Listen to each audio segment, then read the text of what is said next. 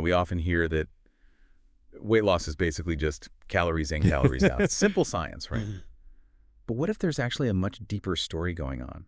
Especially after the physical changes start happening. What if the science part is, I don't know, just the beginning? That's exactly where Dan Hollis's work comes in, and it really shifts the whole perspective. He has this really insightful line: weight loss is biology, staying there is narrative.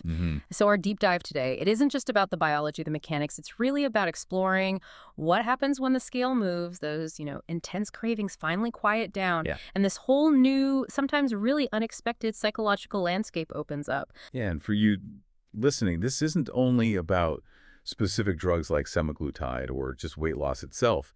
We're exploring these huge shifts in identity that can happen, the incredible power of the stories we tell ourselves, and really the kind of support structure, the scaffolding that's needed for any kind of long-term change.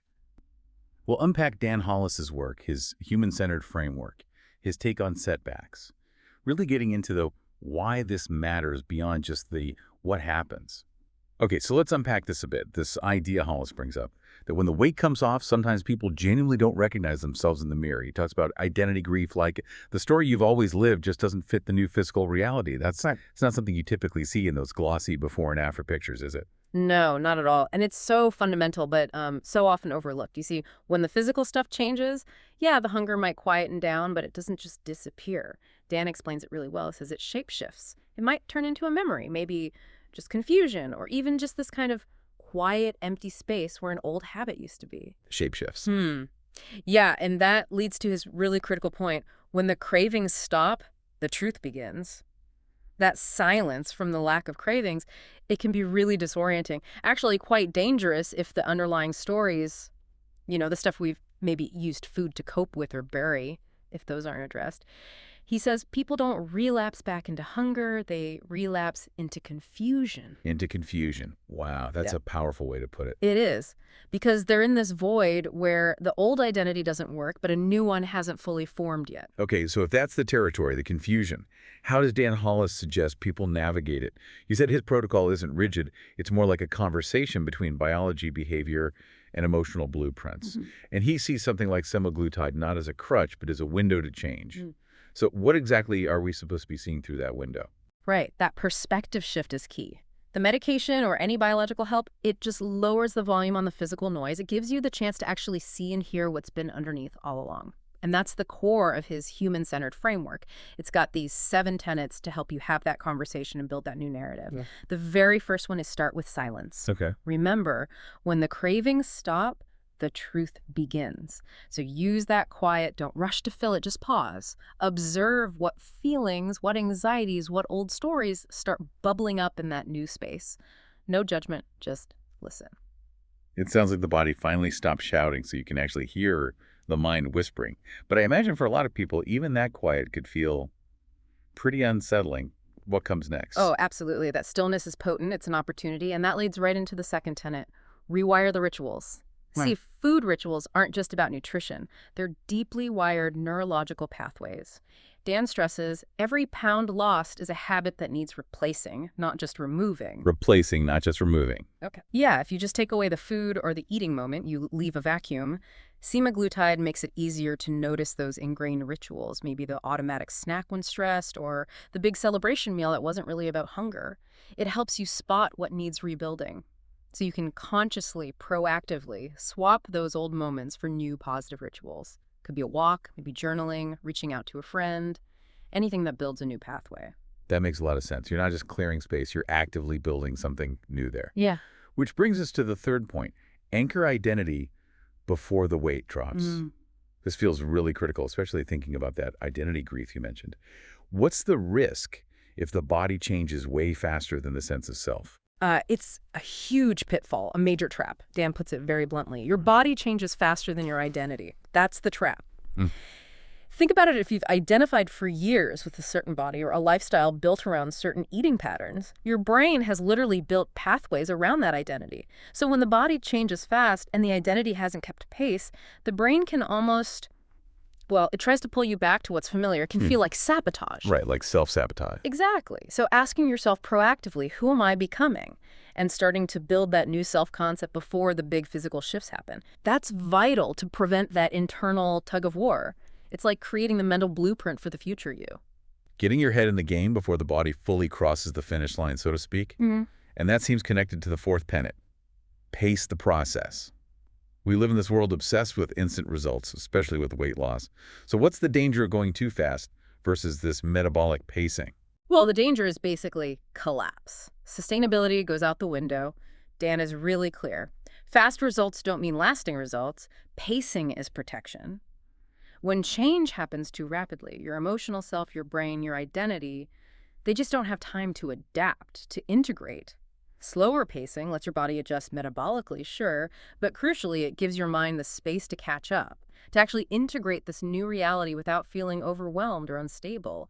It's like letting the foundation settle before adding the next floor. Yeah, building something solid, not just quickly throwing up walls. Precisely, and you need that stability for the long haul, which ties into the fifth tenet. Plan the off-ramp from day one. This isn't just about medication, right? It's about any major intervention. Why is it so important to talk about life after the initial push right from the beginning? Because, as Dan points out, the real work begins after the medication, or after the intense phase of any change, really. So many people see the drug or the diet as the fix, not as a tool to facilitate deeper change. Exactly. And relapse, Dan argues, often isn't about the tool failing. It's about those unaddressed patterns, the old narrative creeping back in when that initial support changes or reduces. You need a strategy for what comes next, a vision for how you'll sustain things yourself. And you probably can't sustain it alone. Which leads us to number 6.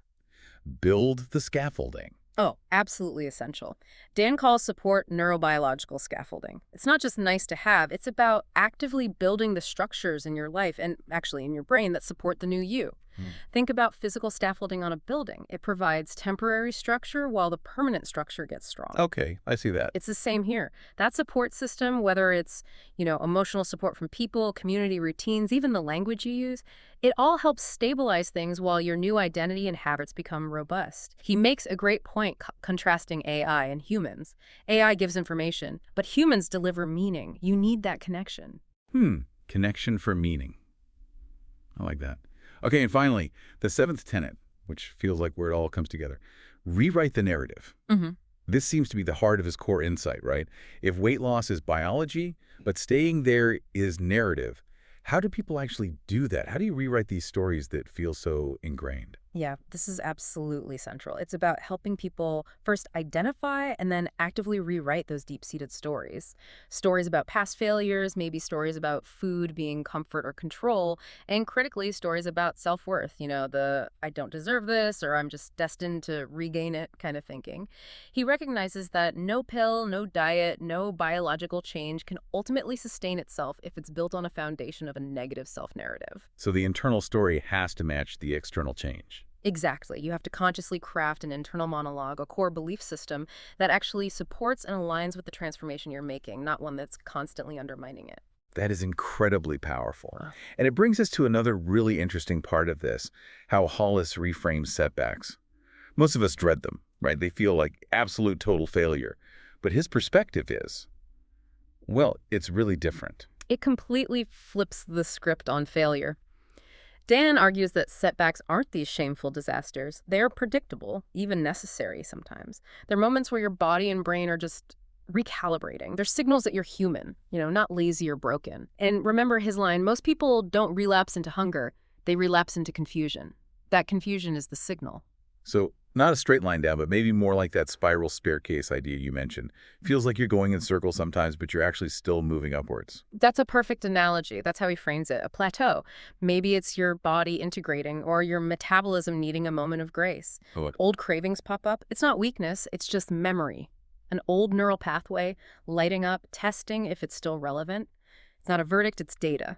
An opportunity to respond differently this time using the new tools, the new narrative. So crucially, a setback doesn't automatically mean the medication isn't working or the plan failed.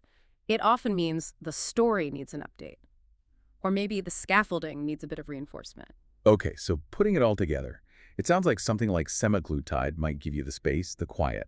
But Dan Hollis's framework teaches you how to actually use that space, how to take a setback, and instead of seeing it as proof of failure, see it as a question. Okay, what am I really feeling here? What do I need right now? And who do I want to choose to be in response to this? Exactly. Reframes the whole experience from judgment to inquiry. So, wrapping this up, what's the big takeaway here? Our dive into Dan Hollis's work really shows that true transformation, whether it was weight loss or any big life change, it goes so much deeper than just the physical stuff or a quick fix. It's fundamentally about building a new story for yourself, carefully putting up that scaffolding to support your new Yeah. identity, and learning to see those bumps in the road not as failures, but actually as opportunities. Opportunities to learn and grow. Mm. Absolutely. And Dan Hollis sums it up beautifully. This journey isn't about eating less, it's about living more. So maybe think about that shift from just focusing on biology to understanding identity, from relying solely on medication to creating meaning, moving from shame to structure, and turning that initial silence into a strategy. How might that apply to any area in your own life where you're looking for real lasting change? How might your story need rewriting?